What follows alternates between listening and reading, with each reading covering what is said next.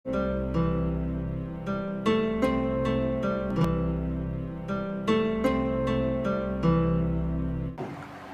है आप सभी का।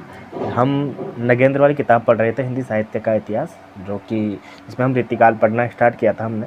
रीतिकाल के लिए जो भी महत्वपूर्ण पंक्तियाँ इनकी थी, नगेंद्र ने जो भी लिखा था अपनी पुस्तक में, तो वो हमने पढ़ चुके थे। जैसे कि मान लो रीतिकाल का आधार क्या है, रीतिकाल का नामकरण क्या क्या रखा गया है, रीतिकाल के लिए जो रचनाएं रची गई है, रीतिकाल के अंदर कौन कौन सी प्रकार की रचनाएं रची गई है और उनका आधार क्या था, शास्त्रीय आधार, साहित्यिक आधार क्या है। तो ये सारी चीज़ें हमने पढ़ चुकी, मतलब हमने पढ़ा था इन सबको और हमने पढ़ लिया था। एक तो पता नहीं है लिंग परिवर्तन कैसी आदत पड़ गई है किसी भी चीज़ को, मतलब जब बिहार यूपी में बोलते हैं ना जनरली, वैसे आदत पड़ चुकी है, मुझे भी ऐसा है, लेकिन धीरे धीरे इस पर काम करेंगे। उसके बाद हमको आज रीति काव्य की मूल प्रवृत्तियाँ पढ़नी थी। नगेंद्र वाली पुस्तक से पेज नंबर 281 है जो मेरे पास पुस्तक है उसमें से, और आपके पास भी बुक होगी, सही जाहिर सी बात है, नगेंद्र रहती है, नहीं हो तो PDF वगैरह डाउनलोड कर लेना, उसमें से देख लेना। तो हम पढ़ रहे थे रीति काव्य की मूल प्रवृत्तियाँ, तो जो भी महत्वपूर्ण चीज़ें होगा हम उस पर डिस्कस करेंगे। और रीति काव्य की मूल प्रवृत्तियाँ क्या है, इसमें प्रश्न आया हुआ है, इस बार भी असिस्टेंट प्रोफेसर में आया था RPSC में, और बहुत सामान्य प्रश्न है, आना भी चाहिए, क्योंकि जब सिलेबस का पार्ट है, सिलेबस में दिया हुआ था इसके बारे में कि रीतिकाल का नामकरण, काव्य शास्त्रीय पद्धति, इन सब चीज़ों से मैं कहीं से भी प्रश्न पूछ सकता हूँ, उसने खुद ने कहा था। तो रीतिकाल के अंतर्गत राजाश्रित कवियों में से अधिकांश तथा जन कवियों में से कतिपय ऐसे थे जिन्होंने आत्म प्रदर्शन की भावना अथवा रसिक समुदाय को काव्यांगों का सामान्य ज्ञान प्राप्त कराने के लिए उद्देश्य से ब्रज भाषा में रीति ग्रंथों का प्रणयन किया। बहुत बढ़िया है यार, मुझे लगता है ये पंक्तियाँ आई थी शायद, है ना, एग्जाम में वगैरह। पर ये देखो 2-2.5 पंक्ति की लाइन नहीं है, लेकिन इसका समझाने की बिल्कुल ज़रूरत नहीं है इस पंक्ति को, क्योंकि इसने वही बात कही है जो आपको ऑलरेडी पता है कि इन कवियों का काम था सिर्फ आत्म प्रदर्शन करना, और काव्य रसिक समुदाय जो इनका ग्रुप बना हुआ था उसमें अपनी छवि को एकदम बिल्कुल मतलब चमकाना, कि बस अपना शो ऑफ करना कि देख भाई मैं कितना बढ़िया लिखता हूँ। उसके लिए इनको चाहे जैसा लिखना पड़े, चाहे वो इनकी मूल प्रवृत्ति के खिलाफ ही क्यों न हो, और बाद में यही जाके इनकी मूल प्रवृत्ति बन गई। अतः इन कवियों की सबसे मुख्य प्रवृत्ति थी रीति निरूपण की। इसके साथ ही विलासी आश्रयदाताओं को प्रसन्न करने के लिए चूंकि इन लोगों ने उनकी रुचि के अनुरूप सामान्यतः श्रृंगारिक रचनाएं की है, अतः श्रृंगारिकता इन कवियों की मुख्य प्रवृत्ति कही जा सकती है। देखो कितना महत्वपूर्ण क्वेश्चन है ना ये भी। इन आश्रयदाताओं के दान, पराक्रम आदि का आलंकारिक वर्णन करने से जहाँ इन्हें धन सम्मान मिलता था, वहाँ प्रबल धार्मिक संस्कारों के कारण भक्तिपरक रचनाएं करने से आत्मलाभ होता था। ऐसी दशा में राज प्रशस्ति और भक्ति भी इनकी कविता का अंग बनकर गौण प्रवृत्ति के रूप में आ गई थी। दूसरी ओर इन लोगों के कटु मधुर व्यक्तिगत अनुभव भी समय समय पर नीतिपरक रचनाओं के रूप में व्यक्त होते रहते थे, अतः नीति भी इनकी कविता का अंग कही जा सकती है। इस प्रकार कुल मिलाकर रीति कवियों की प्रवृत्तियों को 2 भागों में बांटा जा सकता है। ये यार रीतिकाल के कवि की 2 प्रकार की प्रवृत्तियाँ हैं, मुख्य और गौण प्रवृत्ति, जिसमें मुख्य प्रवृत्ति में आती है हमारे रीति निरूपण और श्रृंगारिकता। और अगर हमको एक चुना जाए तो हम रीति निरूपण को कह सकते हैं, क्योंकि इसी का दूसरा नाम श्रृंगारिकता भी कह सकते हैं, ठीक है। दूसरा है राज प्रशस्ति भी है, भक्ति भी है और नीति भी है, ये गौण प्रवृत्ति है, ठीक है। रीति निरूपण क्या है? रीति निरूपण की व्यापक प्रवृत्ति का अध्ययन करने पर भी हम इसके भीतर कतिपय अंत प्रवृत्तियों की दृष्टिगत होती है। इनका विश्लेषण ग्रंथकार की दृष्टि, काव्यांग विवेचन तथा निरूपण शैली के आधार पर पृथक पृथक किया जा सकता है। इनमें ग्रंथकारों की दृष्टि के आधार पर यदि अंत प्रवृत्तियों का अध्ययन करें तो कहना होगा कि इस युग में रीति ग्रंथों की रचना मुख्य रूप से 3 दृष्टि से की गई है। इनमें से प्रथम दृष्टि तो मात्र रीति कर्म की है। इसके परिचायक वे ग्रंथ हैं जिनमें सामान्य रूप से काव्यांग विषय का परिचय करना ही इन रचयिताओं का उद्देश्य था, कि किसी काव्य के अंग पर डिटेल में समझाना, चाहे रस हो, चाहे अलंकार हो, चाहे छंद हो, उस पर डिटेल से चर्चा करना, ठीक है। इसके अलावा जिनमें सामान्य रूप से काव्यांग विषय का परिचय कराना ही इनका उद्देश्य था तथा अपने कवित्व का प्रदर्शन करना इनका उद्देश्य नहीं था। ऐसे ग्रंथों में लक्षण के साथ उदाहरण या अन्य लोगों के काव्य से दिया गया है, तो ये फिर इतना संक्षिप्त रहा है, ठीक है ना। ये इतना संक्षिप्त रहा है कि उसमें कवित्व जैसी बात नहीं रही है। जसवंत सिंह का भाषा भूषण, याकूब खान का रस भूषण, रसिक सुमति का अलंकार चंद्रोदय वगैरह, ये सारे ग्रंथ हैं, ठीक है, इनकी बात यहाँ पर कही गई है। इसके अलावा अलंकार रत्नाकर का कहा गया है, यहाँ पे दलपति राय का, गोविंद का कर्णाभरण है, ठीक है, और ये दूल्हे का कवि कुलकंठाभरण है, रस रूप का तुलसी भूषण है। ये जो नाम यहाँ एग्जाम्पल के रूप में दे रखे हैं ना, यही अपने आप में महत्वपूर्ण ग्रंथ है। लोग इनको भी पढ़ जाएंगे डिटेल में तो शायद हो सकता है इनका काम हो जाए, ठीक है, इन्हीं को रिवाइज कर ले हम तो इसके बाद ये कहा गया है यहाँ पे कि उदाहरणों में सरसता का विशेष ध्यान रखा गया है। ये यहाँ पे दिया हुआ है ना उदाहरणों का, चिंतामणि, मतीराम, भूषण देव, भिखारी दास, कुलपति, श्रीपति, पद्माकर आदि रीति निरूपण विषय ग्रंथ इसी प्रकार के तृतीय प्रवृत्ति के अंतर्गत लक्षणों को महत्व नहीं दिया गया है। ग्रंथकारों के प्राय सभी छंदों की रचना काव्य शास्त्र के नियमों में बंद होकर करने पर भी लक्षणों के फेर में पढ़ना उचित नहीं समझा है। जैसे कि यह देखो, बिहारी, मतीराम, भूपति, चंदन आदि की सत्संज्ञा, नक्षिक वर्णन संबंधी समस्त ग्रंथ विभिन्न कवियों द्वारा रचित स्फुट छंद इस प्रवृत्ति के परिचायक है। इन ग्रंथों की सबसे बड़ी विशेषता यही है कि वे मुख्यतः श्रृंगारी है। काव्यांग विवेचन के आधार पर इस प्रवृत्ति की दो अंतर प्रवृत्तियाँ कही जा सकती है, एक है सर्वांग विवेचन की और दो है विशिष्टांग विवेचन की। इनमें से सर्वांग विवेचन की प्रवृत्ति के अंतर्गत आने वाले ग्रंथों के सामान्य रूप से काव्य लक्षण, काव्य हेतु, काव्य प्रयोजन, काव्य भेद, शब्द शक्ति, काव्य की आत्मा जिसे रस और ध्वनि दोनों कहते हैं, काव्य गुण, काव्य दोष, काव्य रीति, अलंकार तथा छंद का निरूपण किया गया है। कुछ लोगों ने तो इनकी कतिपय लोगों ने काव्यांगों का विवेचन एक साथ ग्रंथ में किया गया है और छंद का पृथक प्रयत्न किया है। चिंतामणि का कवि कुलकल्पतरु, देव का शब्द रसायन, कुलपति का रस रहस्य, भिखारीदास का काव्य निर्णय, सोमनाथ का रस पीयूष निधि, अमीरदास का सभा मंडन, जनराज का कविता रस विनोद आदि इसी प्रवृत्ति के परिचायक ग्रंथ है। विशिष्टांग विवेचन की प्रवृत्ति के अंतर्गत वे ग्रंथ कहे जा सकते हैं जिनमें उक्त काव्यांगों में किसी एक अथवा दो या तीन को विवेचन का विषय बनाया गया है। ये विषय है रस, अलंकार और छंद। इन तीनों के विवेचन में सामान्य प्रवृत्तियाँ तो ये रही है कि तीनों का पृथक विवेचन एक ग्रंथ में ही, किंतु देव के भाव विलास और याकूब खान का राय शिव प्रसाद के रसभूषण नामक ग्रंथ में रस और अलंकार का विवेचन साथ साथ करने का प्रयत्न किया है, परंतु छंदों का विवेचन अधिकतर कवियों ने अलग अलग किया है। ठीक है ना। रस निरूपक ग्रंथों में पुनः दो प्रवृत्तियाँ दृष्टिगोट होती है।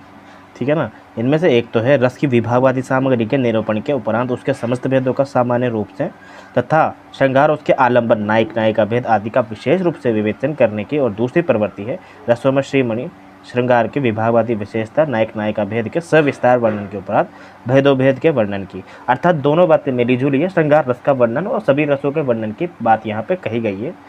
चिंतामणि का रस विलास, तोष का सुधा निधि, इससे पता चलता है कि ये ग्रंथ रस निरूपक ग्रंथ है। सुखदेव मिश्र का रस रत्नाकर और रसार्णव, अब देखो ये महत्वपूर्ण ग्रंथ है सुखदेव मिश्र का, है ना, क्योंकि ये गौण नाम है एक प्रकार से, महत्वपूर्ण नाम है तो नहीं ना।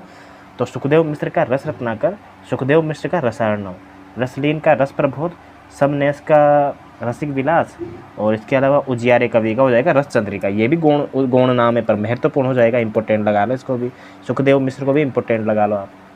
इसके अलावा बेनी प्रवीण का नवरस तरंग, पद्माकर का जगत विनोद, महत्वपूर्ण नाम सभी को याद होते ही हैं लगभग। नवीन का रंग तरंग, ग्वाल का रस रंग, चंद्रशेखर वाजपेयी का रसिक विनोद आदि ग्रंथ रस निरूपण की प्रवृत्ति कहे जा सकते हैं।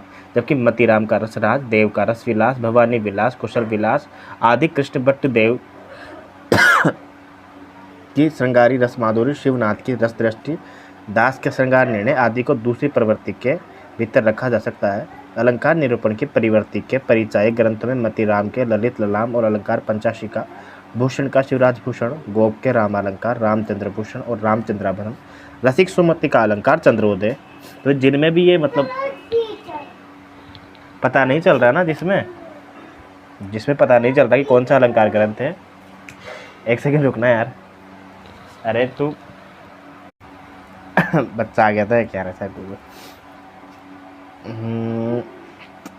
चिंतामणि वाली बात करी ली अपन ने, और ये सारे ग्रंथों की बात कर ली यहाँ पे कि कौन कौन से अलंकार ग्रंथ है ना। अलंकार निरूपण की प्रवृत्ति वाला ग्रंथ देख ही लिया हमने, पर ये ध्यान रखना कि जिसमें पता नहीं चल रहा ना, भूषण नहीं आ रहा, भरण नहीं आ रहा, अलंकार नहीं आ रहा, वो ग्रंथ भी अलंकार ग्रंथ हो सकते हैं, तो उनको विशेष याद रखना है आपको, है ना। चाहे वो छंद में हो, चाहे वो रस के ग्रंथ हो, चाहे वो सर्वांग निरूपक ग्रंथ हो, क्योंकि बहुत सारे ऐसे ग्रंथ हैं जिनमें रस लगा हुआ है परंतु वो रस निरूपक भी हो सकते हैं और सर्वांग निरूपक भी। जैसे रस पीयूष निधि अपने आप में सर्वांग निरूपक ग्रंथ है, और तोष का सुधा निधि जो है वो रस निरूपक ग्रंथ है ना। ये याद रखना है आपको, और बहुत महत्वपूर्ण रचनाएं ये दोनों, बहुत बार पूछी गई है। रघुनाथ का रसिक मोहन, गोविंद का कर्णाभरण, दूल्हा का कवि कुल कंठाभरण। अब इन्हीं को अगर आप अंडरलाइन करके इन्हीं का रिवीजन कर लोगे ना तो बहुत ज़्यादा हेल्प हो जाएगी आपकी। ठीक है ना। इससे क्या होगा ना, जो बहुत भारी जो एकदम इकट्ठी की हुई रचना है ना, वो उनसे बच जाओगे आप, और इनमें आपका काम चल जाएगा। रघुनाथ का रसिक मोहन, गोविंद का कर्णाभरण, दूल्हा का पढ़ी लिया, सेवादास का रघुनाथ अलंकार, रसरूप का तुलसी भूषण, पद्माकर का पद्माभरण, ग्वाल का अलंकार ब्रह्मभंजन। ये देखो ग्वाल की पता नहीं कहाँ से रचनाएं निकल के आती है। आदि तथा छंद विवेचन की दृष्टि से देखा जाए तो मतीराम की ये मेरे हिसाब से ये पेज ही अपने आप में बहुत इंपॉर्टेंट है, और इस पर जो रचनाएं लिखी गई है ना, पेज नंबर 282 से लेकर 283 में, यही काफ़ी महत्वपूर्ण है, क्योंकि इसमें सभी प्रकार की रचनाओं का नाम दे रखा है, वो भी कवि का नाम समेत और उदाहरण समेत। ठीक है ना, तो ये महत्वपूर्ण है। तो ग्वाल का अलंकार भ्रमभंजन, छंद विवेचन की दृष्टि से देखो मतीराम की व्रत कौमुदी दे रखा है, भूषण का छंद और हृदय प्रकाश, सुखदेव मिश्र का व्रत विचार, और माखन कवि का श्रीनाथ पिंगल छंद विलास, भिखारी दास का छंद और नौ पिंगल, दशरथ का व्रत विचार और नंद किशोर का पिंगल प्रकाश। विवेचन शैली के आधार पर यदि प्रवृत्ति विश्लेषण किया जाए तो कहना होगा कि इस काल में रीति निरूपण की मुख्य रूप से 3 शैलियाँ प्रचलित थी। इनमें प्रथम तो काव्य प्रकाश साहित्य दर्पण की शैली है, जिसमें लक्षण उदाहरणों के अतिरिक्त वृत्ति देकर विषयों को समझाने का प्रयत्न किया गया है। इसके अंतर्गत चिंतामणि के कवि कुल कल्पतरु, देव के शब्द रसायन, कुलपति के रहस्य, भिखारी दास की काव्य निर्णय, प्रताप शाही के व्यंग्यार्थ कौमुदी और काव्य विलास, ग्वाल के अलंकार भ्रमभंजन आदि ग्रंथों को लिया जा सकता है। इन ग्रंथों के भीतर मम्मट और विश्वनाथ द्वारा दी गई संस्कृत गद्य की वृत्ति के समान ब्रजभाषा गद्य की वृत्ति देकर विषय को यथा आवश्यक समझाने का प्रयत्न किया गया है। दूसरी शैली चंद्रालोक कोवल्यानोद की संक्षिप्त शैली है। जसवंत सिंह का भाषाभूषण, दूल्हा का कविकुल कंठाभरण, देरी साल नाम के कवि हैं, उनकी रचनाएं भाषाभरण। ठीक है, और इसके अलावा एक कवि है गोविंद का कर्णाभरण, याकूब खान का रसभूषण, पद्माकर का पद्माभरण आदि इसके परिचायक कहे जा सकते हैं। इनमें भाषाभूषण, कवि कुल कंठाभरण जैसे ग्रंथ एक ही छंद में लक्षण और उदाहरण का एक साथ निर्वाह करने के कारण इस शैली का पूरा अनुकरण कहा जा सकता है, जबकि कर्णाभरण, रसभरण, पद्माभरण जैसे ग्रंथों में संक्षिप्तता के निर्वाह का प्रयत्न तो वैसे रहा है, इस पर शैली का पूर्ण अनुकरण नहीं हो गया है। प्राय लक्षण व उदाहरण दोनों से पृथक पृथक दिए गए हैं। तीसरी शैली भानुदत्त की रसमंजरी की है, जिसमें लक्षण और सरस उदाहरण देकर विषय निरूपण किया गया है। रीति कवियों ने इसका निर्वाह केवल भानुदत्त के समान श्रृंगार रस और नायक नायिका भेद विवेचन के लिए ही नहीं किया, बल्कि रस अलंकार और छंदों के विवेचन में भी किया है। ठीक है ना। उक्त दोनों शैलियों में आने वाले ग्रंथों को छोड़ सभी ग्रंथ इसी शैली में लिखे गए हैं। अगला अपना टॉपिक है, मतलब इसमें जो पैराग्राफ है कि रीति निरूपण के समस्त अंतर प्रवृत्तियों का अध्ययन करके उन सबके विषय में कतिपय सामान्य बातें कही जा सकती है कि इनमें सबसे पहले तो यही है कि इस युग के समस्त रीति कवियों ने अपने ग्रंथों का निर्माण सामान्य पाठकों को काव्य शास्त्र का ज्ञान प्राप्त करने के लिए किया है। अतएव सुबोधता, सुकंठता और सरसता का ध्यान रखते हुए इनमें से संस्कृत काव्य शास्त्र में प्रचलित विभिन्न शैलियों का अनुकरण किया गया है।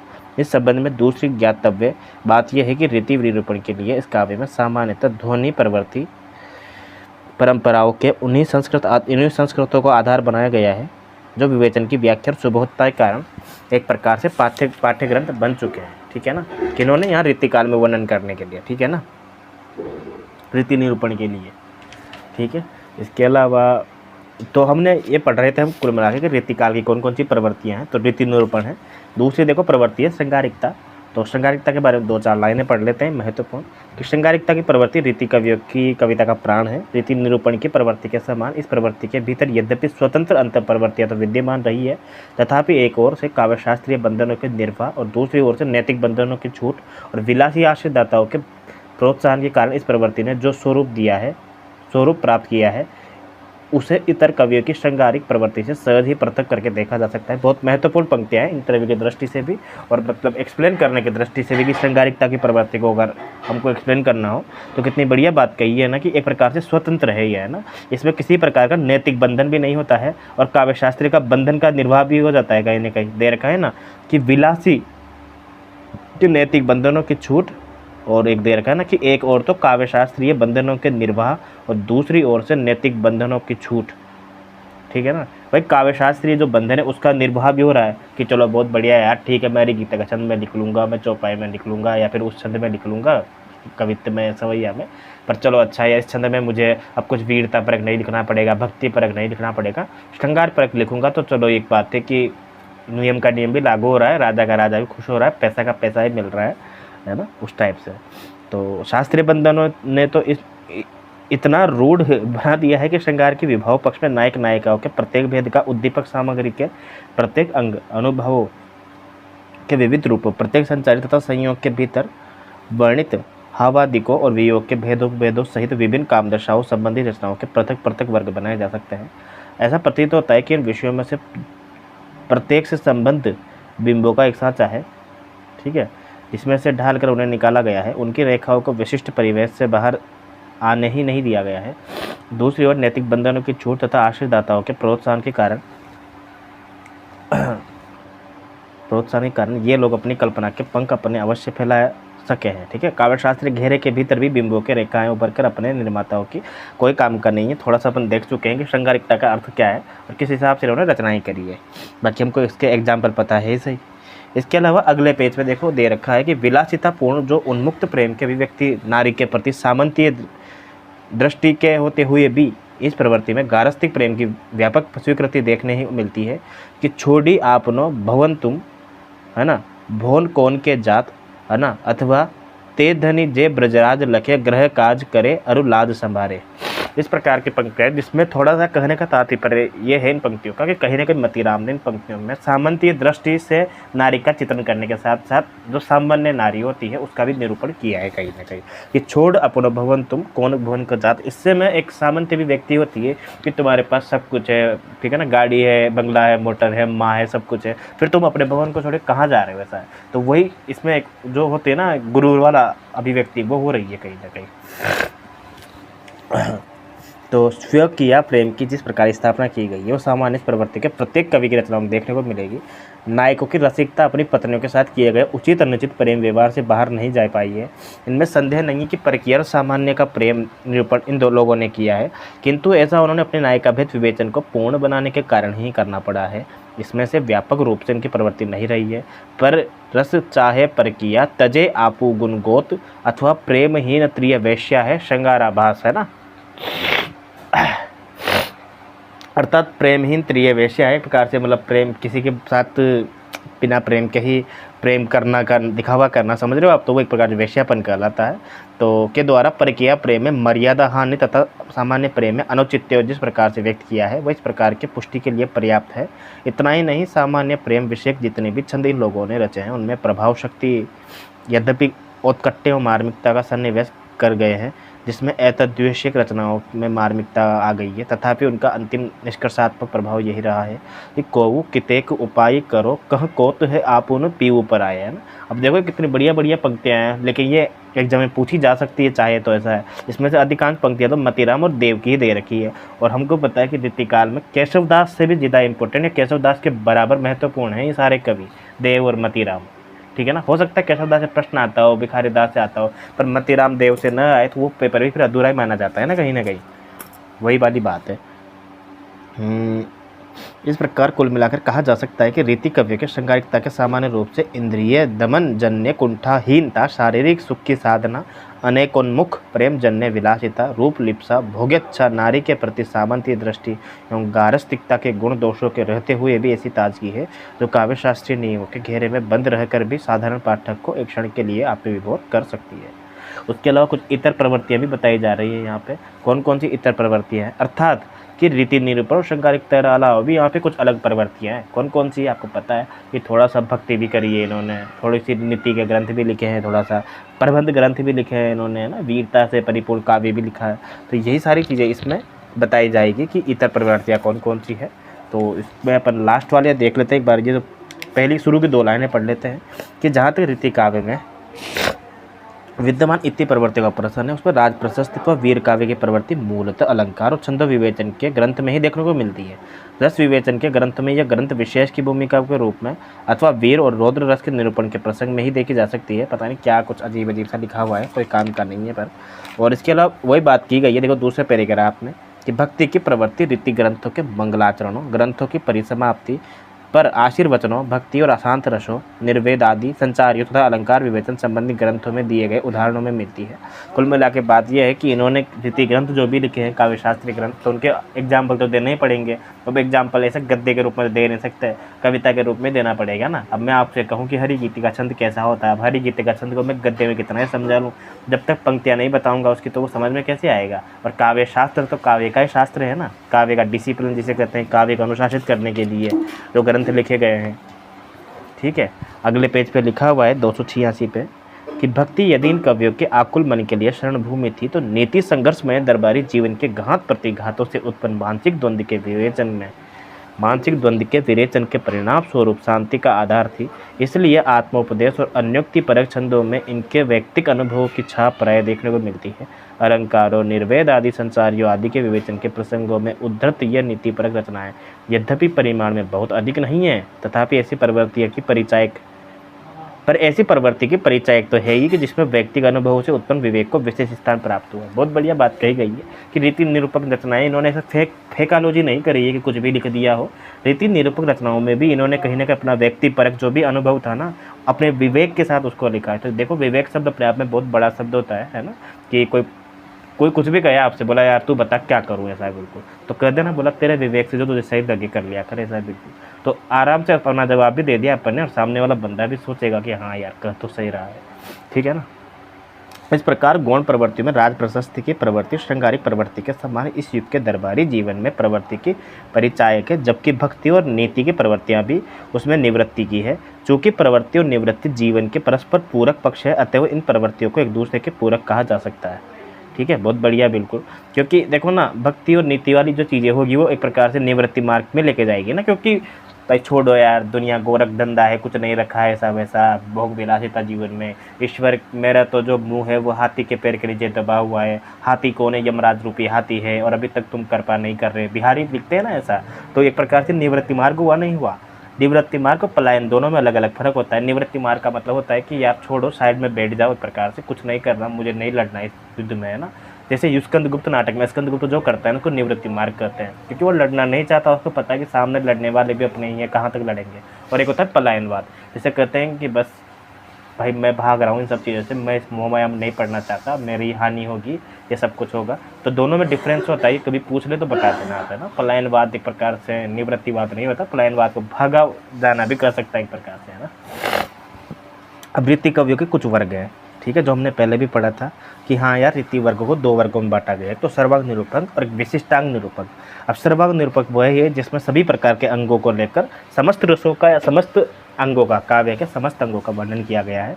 और विशिष्टांग निरूपक वो होता है जिसमें काव्य के एक विशिष्ट अंग को लेकर रचना की गई है, ठीक है। अब ये चीज़ें मैंने आपको बहुत बार बता रखी है और आप भली बात इन चीज़ों से मतलब जानते हैं, आप परिचित हैं इन चीज़ों से कि कौन कौन सी रचनाएं किस प्रकार की रचनाएं होती है।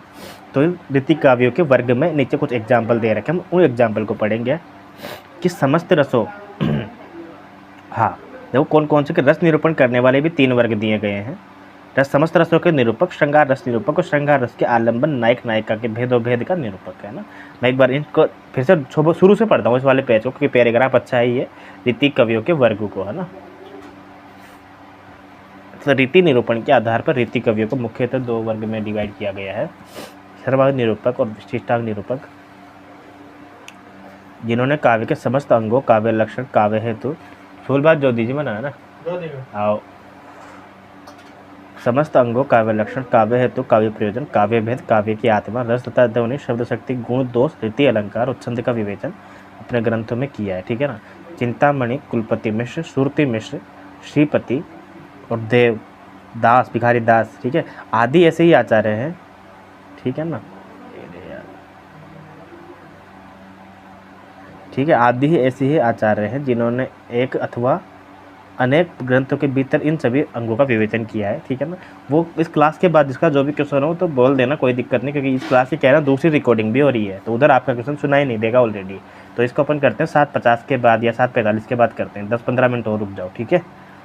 तो रस, अलंकार और छंद में से एक, दो अथवा तीनों का निरूपण एक अथवा अनेक ग्रंथों में किया गया है। रस निरूपण करने वाले भी तीन वर्ग हम कह सकते हैं, समस्त रसों का निरूपक, श्रृंगार रस निरूपक और श्रृंगार रस के आलंबन, नायक नायिकाओं के भेदों का भेद उपभेदों का निरूपक। समस्त रसों का निरूपण करने वालों में तोष, याकूब खान, राम सिंह, सेवादास, बैनी परवीन, पद्माकर आदि का, श्रृंगार का तथा नायक नायिका भेद विवेचकों में कालिदास, यशोनंदन, गिरधर दास आदि का नाम लिया गया है। देखो कितनी बढ़िया बात कही है यहाँ पे कि श्रृंगार रस का निरूपण करने वाले मतीराम, वदेनाथ, कविंद्र, चंद्रदास, ये रहा। समस्त रसों का तो क्या है, तोष ने, याकूब खान, राम सिंह, सेवादास, बेनी परवीन, पद्माकर। पर ये इसमें से क्वेश्चन नहीं दे सकता, अगर ये क्वेश्चन देगा ना तो ये खुद पस्से का एग्जाम देने वाला है, ऐसा एग्जाम में क्वेश्चन देने वाला है ना। नायक नायिका भेद विवेचन में कालिदास, यशोदानंदन, गिरधर दास आदि का नाम लिया जाता है। अलंकार निरूपक में देखो मतीराम का आ गया, अब मतीराम को हमने वहाँ भी पढ़ लिया सर्वांग रस निरूपक में, ठीक है ना। तो अलंकार निरूपक में मतीराम, भूषण गोप, दलपति राय, रघुनाथ, गोविंद, दूल्हा, बेरी, सेवादास, पद्माकर आदि तथा छंदो निरूपक आचार्य में फिर से मतीराम, सुखदेव मिश्र, माखन, जयकृष्ण, भुजंग, भिखारी दास, नंदकिशोर, ये बहुत सारे कवि जो है उल्लेखनीय हैं। इस प्रकार से इन तीनों अंगों को स्वतंत्र रूप में अगर हम रखें ताकि अब मोटा मोटा कौन सा बैठता है, तो सर्वांग निरूपक कवि, रस निरूपक, अलंकार निरूपक और छंद निरूपक। अब इन चारों कवियों का हम पढ़ेंगे, जिसमें से पहला टॉपिक होगा हमारा छंद निरूपक। ठीक है, छंद निरूपक सर्वांग निरूपक कवि, पेज नंबर 286 पे। अब देखो, पहले मैं कवियों का नाम बताया था कि कौन कौन से कवियों को सर्वांग निरूपक ग्रंथ में रखा गया है नगेंद्र ने। जैसे चिंतामणि, हो सकता है कि हम जब रस निरूपक ग्रंथ पढ़ें तो वहाँ इनका नाम फिर से आ जाए इनकी रचनाओं का वर्णन करने के लिए। चिंतामणि, कुलपति मिश्र, कुमारमणि नाम से कवि हैं। ठीक है, देव भी हैं, सोमनाथ है, और इसके अलावा देखो भिखारी दास का नाम भी दे रखा है, रसिक गोविंद का नाम दे रखा है, प्रताप शाही का नाम दे रखा है, व्यंग्यात्मक कौमुदी के लेखक, अमीर दास का नाम दे रखा है। ठीक है, ग्वाल का नाम दे रखा है। ठीक है, और इसके अलावा फिर अगला दे रखा है रस निरूपक वाले कवियों का, तो उसमें हम पढ़ेंगे तोष वगैरह का। तो देखते हैं फिर क्या क्या डिटेल में दिया हुआ होता है, क्योंकि मुझे तो यूँ लगता है कि एक तो वो कवि होता है सर्वांग निरूपक जिसने किसी एक ग्रंथ को लिखा है और उस ग्रंथ में सभी प्रकार के अंगों का विवेचन किया है, और एक वो कवि होता है जिसने थोड़ा सा रस पे अलग से लिखा है, थोड़ा सा अलंकार पे अलग से लिखा है, थोड़ा सा छंद पे अलग से लिखा है, तो वो भी तो सर्वांग निरूपक कवि हुआ ना। अब देखते हैं कि अगर इस प्रकार से क्वेश्चन बना तो वो थोड़ा सा कन्फ्यूजन या डिटेल में मतलब जाएंगे तो वो थोड़ा सा डाउट ही पैदा करेगा। तो ऐसा प्रश्न या तो बनना नहीं चाहिए, और बनता है तो किस प्रकार से इसका आंसर नगेंद्र ने दिया है, तो ये हम पढ़ेंगे इसमें से। इस सर्वांग निरूपक कवियों में भाई ऐसी संख्या बहुत कम है तथा विषय की व्यापकता, विस्तार, शास्त्रीय आधार, गंभीर चिंतन, मौलिक उद्भावना, प्रवृत्ति, आलोचक के लिए अपेक्षित आत्मविश्वास और साहस, सुबोध और स्पष्ट निरूपण शैली, सहृदयता आदि ऐसी अनेक विशेषताएं जो इस काल के इतर वर्गों के रीति निरूपक कवियों की तुलना में इन्हें सहज ही ऊंचे स्थान पर प्रतिष्ठित कर देती है। इनमें से रीति निरूपण का उद्देश्य भी यद्यपि सामान्य पाठक को विभिन्न काव्यांगों का साधारण ज्ञान देना मात्र कराना था, तथापि प्रत्येक का विभिन्न काव्य समुदायों के विषय में दृष्टिकोण अपने आप में स्पष्ट है। रस ध्वनि को इन्होंने काव्य के जीव रूप में स्वीकार किया है। शैव संप्रदाय को किसी को भी ये प्रतिष्ठा नहीं दे पाए हैं। देखो कितनी बढ़िया पंक्तियाँ कही है ना। तो इससे ये सिद्ध होता है इस पंक्ति के मात्र से, अर्थात रस और ध्वनि संप्रदाय को आधार बनाकर ही इन्होंने क्या किया है, काव्य ग्रंथों की रचनाएं की गई है। अभी शायद अलंकार का भी नाम आना चाहिए, जहाँ अलंकार पढ़ेंगे वहाँ आएगा, लेकिन इन्होंने वक्रोक्ति संप्रदाय का इनका नाम नहीं लिया है। बाकी देखते हैं कि इनका मंशा क्या है इसकी पंक्ति के पीछे, कि रस ध्वनि अथवा रस ध्वनि को ही इन्होंने काव्य के भीतर जीव रूप में स्वीकार किया है। शेष संप्रदाय को किसी भी प्रकार की प्रतिष्ठा नहीं दे पाए हैं। ये सत्य है कि इनके मूल में मम्मट विश्वनाथ का व्यापक प्रभाव बहुत ज़्यादा सक्रिय रहा है, किंतु यह कहना इसके प्रति अन्याय होगा कि इतर संप्रदायों की स्थापना का इन लोगों ने ज्ञान नहीं था। देखो कितनी बढ़िया बात कही है ना, ये है ना, कि अन्याय होगा, मतलब पढ़ा तो उनको भी था, परंतु जो उनको काम की चीज़ लगी उनको उन्होंने ग्रहण कर लिया ना। अब जैसे कि मान लो कोई इंसान कविता लिखता है, ऐसा बिल्कुल हो सकता है वो किसी भी रस में लिखे, लेकिन उसको पढ़ने वाली चीज़ें जरूरी तो नहीं है ना कि वो जैसे भक्ति परक रचनाएँ लिखता है तो भक्ति परक रचनाएँ पढ़ेगा, ऐसा बिल्कुल है ना, वो वाली बात है। इनमें से अनेक ऐसे हैं, ये पढ़ ही लिया अपन ने, ठीक है।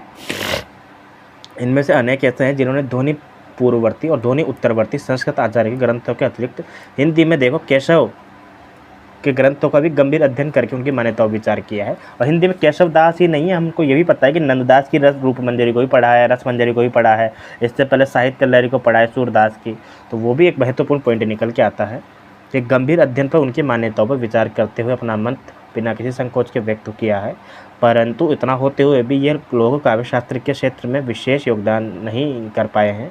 छंद के क्षेत्र को छोड़कर जो कुछ भी उद्भावना इन्होंने नायिका भेद, रस, शब्द शक्ति, गुण, दोष आदि के बारे में अपना मतलब विषय में जो भी धारणा दी है वही या तो अपने आप में महत्वपूर्ण नहीं है, नितांत अशास्त्रीय होकर इनकी भांति परिचायक हो गई है। इसके विपरीत इन्होंने जो उदाहरण दिए वो वास्तव में लक्षण ग्रंथों के अनुरूप एवं स्वस्थ तो हैं, साथ में उनमें कवित्वपूर्ण भी है कि सामान्य पाठक उनको समझ सके। संबंधित उक्त दोषों की ओर नहीं जा पाती। विषयानुरूप सरस भाषा में श्रृंगार, राज प्रशस्ति तथा भक्ति और नीतिपरक बिंब जिस प्रकार से इन लोगों ने कवित्व, सवैया, दोहा जैसे विषयानुकूल छंदों में रचित मुक्तकों में व्यक्त किए हैं, उनको देखकर इनकी सहृदयता पर किसी प्रकार का संदेह नहीं हो पाता है। यह बात दूसरी है कि देव, भिखारी दास, सोमनाथ और ग्वाल जैसे कतिपय कवियों को छोड़कर सबके सब कवित्व का स्तर ऐसा नहीं है जिनका जिनका मतलब इनका है ना एकदम प्रथम श्रेणी का, तो एकदम प्रथम श्रेणी के कवियों की श्रेणी में प्रतिष्ठित किया जा सके। फिर भी तो देखो प्रथम श्रेणी के कवियों में किसको किसको रखा है नगेंद्र ने, देव को, भिखारी दास को, सोमनाथ और ग्वाल। ग्वाल भी प्रथम श्रेणी के कवि हैं, देखो आप, हो सकता है ये 4 एग्जाम्पल दे दें। फिर भी स्वच्छ लक्षणों और तद अनुरूप उदाहरणों एवं गद्य में इनकी व्याख्या और प्रवृत्ति जो सुबोध स्पष्ट और सरस विवेचन इन्होंने प्राप्त किया है, उसके आधार पर ये आचार्य नहीं तो कम से कम सफल कवि शिक्षक कहलाने के अधिकारी तो है ही सही। अर्थात जो हम पढ़ेंगे ना ये कवि आचार्य, कवि शिक्षक, तो ये चीज़ की अवधारणा जो है ना पहली बार नगेंद्र ने दी है। ये चीज़ की अवधारणा पहले शुक्ल जी ने या फिर अन्य आलोचकों ने नहीं दी थी, है ना। ये अवधारणा हम पढ़ेंगे इस वाली पुस्तक में कि इसके आधार पर वो आचार्य तो नहीं है पर कवि शिक्षक तो कहलाने के अधिकारी हैं। प्रस्तुत प्रसंग में इनमें से कतिपय प्रसिद्ध कवियों का परिचय कर लेना उचित होगा। अब प्रसिद्ध कवि कौन कौन से हैं, चिंतामणि वगैरह, इन सबको पढ़ेंगे हम। तो चिंतामणि को तो शुरू कर ही देते हैं मोटा मोटा। अब चिंतामणि, अब यहाँ तक जो पढ़ा ना हमने, मुझे पता है ठीक है थोड़ा सा बोरिंग लग सकता है आपको और पता नहीं जो भी है, तो थोड़ा सा आपने छोड़ो, कुछ नहीं, धारणाओं को जान लिया ना, खुद से पढ़ लिया तो हमारा एकदम मन में से वो चीज़ें मिट गई, क्योंकि हमने सब कुछ पढ़ा हुआ तो है ही, रीतिकाल वगैरह पहले से पढ़ा हुआ है, मुख्य प्रवृत्तियाँ विशेषताएँ पढ़ी हुई है, चिंतामणि को पढ़ा हुआ है। लेकिन नगेंद्र को पढ़ने का, शुक्ल जी को पढ़ने का एक अलग ही आनंद रहता है ना, क्योंकि प्रश्न यहाँ से आते हैं, रिवीजन होता रहता है, तो छोटी छोटी सूक्ष्म बातें भी अगर हमको सीखने को मिलती है, जो हमने सीखा हुआ है उसके इतर तो अच्छा ही है ना। रीतिकालीन आचार्यों में चिंतामणि के बारे में पढ़ते हैं कि रीतिकालीन आचार्यों में चिंतामणि का नाम सबसे पहले लिया जा सकता है। एक जनश्रुति के आधार पर लोग अब तक यानी तिकमापुर का निवासी यानी कि रत्नाकर त्रिपाठी के पुत्र तथा मतिराम भूषण और जटाशंकर त्रिपाठी नामक कवियों के सहोदर के रूप में स्वीकार करते आ रहे हैं। देखो मतलब हर चीज़ का विरोध करते हैं। ये विरोध क्या करता है, मतलब तथ्यों में जाके मतलब गहन अध्ययन करके फिर उसका मतलब जो भी है रिजल्ट लेके आते हैं, परिणाम जो भी निकलता है, तो ये मान के चलते थे भाई। किंतु आज जो शोध हो चुके हैं ना, इनमें से पता चल चुका है कि भाई ये सब भ्रामक वगैरह है, कोई 3 भाई वगैरह नहीं है ये, और कोई तिकवापुर के नहीं है ना। पर वही चीज़ है ना कि जो एक बार भ्रम चल जाता है, फिर लोग उसी को स्वीकार करते हैं कि वास्तव में ये तो उत्तर प्रदेश ज़िले के फतेहपुर में स्थित कोंडा जहानाबाद में रहने वाले थे, जबकि किसी को कोई पढ़ाता ही नहीं है। ऐसा है बिल्कुल, क्योंकि चिंतामणि उतना महत्वपूर्ण कवि है ही नहीं, सिर्फ इसलिए महत्वपूर्ण है कि शुक्ल जी ने नाम दे दिया, और शुक्ल जी ने जिसका नाम दे दिया तो फिर बस वो तो आबाद हो गया, है ना। राजा अमीर के कि उत्तर प्रदेश के जिला फतेहपुर में स्थित कोंडा जहानाबाद में रहने वाले थे। राजा अमीर के कहने से भूषण और मतीराम के साथ तिकवापुर में आ बसे थे, और वे शाहजी भोसला, शाहजहाँ और दारा शिकोह के आश्रम में रहे थे। तो ये 3 नाम इंपॉर्टेंट है, शाहजी भोसला, शाहजहाँ और दारा शिकोह के आश्रम में। इनका जन्म 1600 के आसपास ठहरता है, और मृत्यु जो भी है इनको अपने काम नहीं है। इनके द्वारा रचे गए 9 ग्रंथ नगेंद्र ने गिनाए, जिसमें रस विलास आपने पढ़ा हुआ है, छंद विचार पिंगल पढ़ा हुआ है, श्रृंगार मंजरी आपका पढ़ा हुआ है, कवि कुलपत्रो आपने पढ़ा हुआ है, कृष्ण चरित आपने पढ़ा हुआ है, काव्य विवेक पढ़ा हुआ है, काव्य प्रकाश भी हमने पढ़ा है, कवित्व विचार भी हमने पढ़ा है, रामायण भी हमने पढ़ा है, ठीक है ना। तो कृष्ण चरित, काव्य विवेक तो याद है, इसे काव्य प्रकाश मम्मट का भी है, इनका भी है, कवित्व विचार भी याद रखना, श्रृंगार मंजरी भी याद रखना, है ना। इनमें से इस समय प्रथम 5 ही उपलब्धियाँ का रस विलास में रस विवेचन का ग्रंथ है। भानुदत्त की रस मंजरी और रस तरंगिणी के अतिरिक्त धनंजय के 10 रूपक और विश्वनाथ के साहित्य दर्पण का आश्रय लिया गया है। तो ये अपने आप में इसको अंडरलाइन करने वाली बात हो गई है, महत्वपूर्ण पंक्तियाँ ही हैं। श्रृंगार मंजरी आंध्र प्रदेश या आंध्र के संत अकबर शाह की श्रृंगार मंजरी के संस्कृत अनुवाद का ब्रजभाषा में अनुवाद है। यह नायक नायिका भेद का ग्रंथ है। कौन सा? श्रृंगार मंजरी, ठीक है ना। क्योंकि जो श्रृंगार मंजरी या जो भी रस निरूपक ग्रंथ होता है ना, वो नायक नायिका भेद के ही निकटतम बैठता है। 99% चांस उसका वही है ना। क्योंकि जब हम श्रृंगार रस को और ज़्यादा डिटेल में पढ़ते हैं तो वहाँ पे आश्रय, आलम्बन और विभिन्न प्रकार के जो भी भेद उपभेद है इनको पढ़ना पड़ता है, और वहाँ पे नायक नायिकाओं के माध्यम से ही चीज़ों को एक्सप्लेन किया जा सकता है। उसमें से एक आलम्बन होता है, एक आश्रय होता है, उसी के बाद आगे चल के ये प्रक्रिया शुरू होती है, और ये हम और डिटेल में पढ़ेंगे जब काव्यशास्त्र पढ़ेंगे, ठीक है ना। ये नायक नायिका भेद का ग्रंथ है। कवि कुल कल्पतरु में मम्मट के काव्य प्रकाश, विश्वनाथ के प्रताप रुद्र यशोभूषण, ठीक है ना, प्रताप रुद्र यशोभूषण। अब देखो ये विश्वनाथ की रचना हमने नहीं सुनी हो मान लो, तो ये देखो इंपॉर्टेंट है या नहीं, उसको तो यहाँ से क्वेश्चन मिल गया ना काव्यशास्त्र का भी। तो विश्वनाथ का तो हमने पढ़ा हुआ है ऐसे ही, साहित्य दर्पण तो पढ़ा हुआ है ऐसे ही, प्रताप रुद्र यशोभूषण भी याद रख लेना। और धनंजय का 10 रूपक पता होता है। अकबर शाह के श्रृंगार मंजरी और भानुदत्त की रस मंजरी रस तरंगिणी के आधार पर काव्य के दशांगों विवेचन प्रस्तुत किया है। मैं यकीन दे के बता रहा हूँ, भानुदत्त की रस मंजरी सबको पता होता है, लेकिन रस तरंगिणी आते हैं अच्छे कन्फ्यूजन हो जाते हैं, है ना। तो याद रखना ये रस तरंगिणी भी भानुदत्त की है। तो कविकुल कल्पतरु जो है, कविकुल कल्पतरु, यह सर्वांग निरूपक ग्रंथ है। छंद विचार पिंगल भी एक इनका ग्रंथ है, जिसके अंतर्गत प्राकृत पेंगलम और भट्ट केदार के व्रत रत्नाकर के आधार पर कृष्ण का चरित्र वर्णन किया गया है। चिंतामणि ने रीति निरूपण के अत्यंत गंभीरता और निष्ठा के साथ ग्रहण किया है। इनके विवेचन की विशेषता इस बात में निहित है कि लक्षण देने से पूर्व सभी आधार ग्रंथों में दिए गए लक्षणों को तोल कर देखते हैं और उनमें से जो इनको ठीक जचता है उन्हें ग्रहण कर लेते हैं। अब ये पंक्ति अपने आप में महत्वपूर्ण बैठती नहीं बैठती। अगर ये एक बड़े कवि माने जाएं और जिस एग्जामिनर ने क्वेश्चन बनाया उसके अनुसार है तो पूछ सकता है कि ये पंक्तियाँ किसकी है। क्योंकि कोई भी पैराग्राफ जब शुरू होता है या ख़त्म होता है ना, तो शुरुआत की 2-3 पंक्तियाँ और ख़त्म होने वाली जहाँ पे ख़त्म हो रहा है उसकी 2-3 पंक्तियाँ बहुत महत्वपूर्ण होती है। 99.99% चांस होता है कि प्रश्न उन्हीं पंक्तियों से बनेगा अगर आलोचक मतलब आलोचक वाली पंक्तियाँ बनती है तो। और अगर सुपर डुपर बड़ा कवि है जैसे तुलसी मतीराम देव जैसे कवि हैं तो फिर तो मान लो कि उनकी तो एक लाइन इंपॉर्टेंट है, जैसे बिहारी हो गया, ठीक है ना। तो चिंतामणि ने रीति निरूपण को अत्यंत गंभीरता और निष्ठा के साथ ग्रहण किया है। तो हो सकता है कि निम्नलिखित में से किस कवि के लिए ये बात कही गई है कि रीति निरूपण को अत्यंत गंभीरता और निष्ठा के साथ ग्रहण किया है। उनके विवेचन की विशेषता इस बात में निहित है ना। जाहिर सी बात है, कोई आदमी गंभीर होगा, निष्ठा के साथ ग्रहण करेगा तो चिंता तो हो ही जाएगी ना फिर। तो सभी आधार ग्रंथों में दिए गए लक्षणों को तोल कर देखते हैं, इनमें से जो ठीक जचता है उसे ग्रहण कर लेते हैं। यदि आवश्यकता होती है तो उसमें फेरबदल भी कर लेते हैं, किंतु इसी व्यापक दृष्टि के होते हुए इस दशा में वे कोई मौलिक योगदान नहीं कर पाए हैं। सामान्यतः अब प्रश्न आ सकता है कि चिंतामणि ने अपना मौलिक योगदान भी दिया या मौलिक उद्भावना भी। अब ऐसा होता तो हम खुद नोट्स में पढ़ते ही सही ना, हमने ये चीज़ थोड़ी बहुत मतीराम में पढ़ी है, थोड़ी बहुत देव में पढ़ी है, चिंतामणि के लिए हमने ये चीज़ नहीं पढ़ी है। तो सामान्यतः लक्षण ग्रंथों के लक्षणों को ब्रजभाषा में अनुवाद ही रहे हैं। वैसे इतना निश्चित है कि इनका विवेचन स्वच्छ है, जिसके लिए इन्होंने लक्षणों और उदाहरणों के लिए एक रचना को दूसरे के अनुसार ही नहीं किए, विषय को स्पष्ट करने के लिए कहीं कहीं ब्रजभाषा की वृत्ति का प्रयोग भी किया है। आचार्य की दृष्टि से ही नहीं, कवित्व की दृष्टि से भी इनका स्थान गौरवपूर्ण है। सिद्धांत तो रसवादी होने के कारण कविता में श्रृंगार, वीर और वात्सल्य और भक्ति रसों का समन्वय परिपाक देखने को मिलता है, किंतु इस संबंध में ये कहना असंगत न होगा कि इनकी कविता में भावों के आवेग तथा कल्पना की ऊंची उड़ान के स्थान पर सीधी सादी शब्दावली में सच्ची अनुभूति की अभिव्यक्ति है। देखो कितनी बढ़िया पंक्तियाँ हैं ना ये, कि इनकी कविता में भावों के आवेग तथा कल्पना की ऊंची उड़ान के स्थान पर सीधी सादी शब्दावली और सच्ची अनुभूति की अभिव्यक्ति मिलती है। भाषा शैली की दृष्टि में भी इनका काव्य परिष्कृत कहा जा सकता है। बहुत महत्वपूर्ण पंक्तियाँ, याद रखना ही है।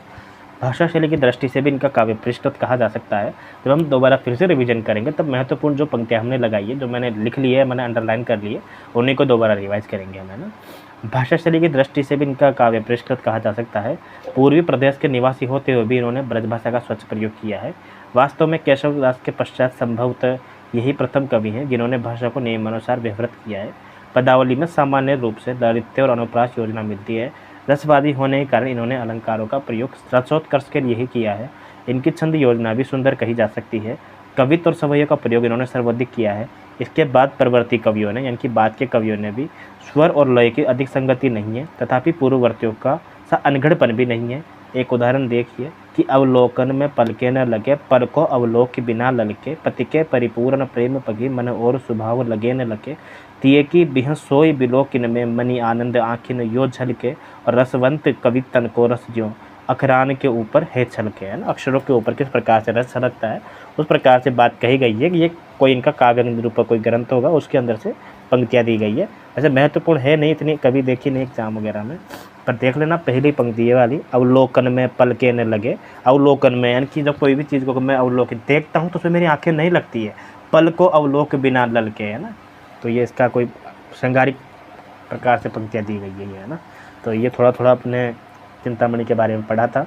बाकी कुलपति मिश्र के बारे में, कुमारमणि के बारे में ये डिटेल में कल पढ़ेंगे, ठीक है ना। आज तो मेरे को जुकाम भी हो रहा है बहुत ज़्यादा और एक प्रोग्राम में भी जाना है तो खाना खाना है, तो पता नहीं दोनों चीज़ें कैसे मैच खा पाएगी आज तो। ठीक है, तो फिर रिकॉर्डिंग बंद कर देता हूँ मैं, और कुछ आपका क्वेश्चन वगैरह हो तो पूछ लो, है ना।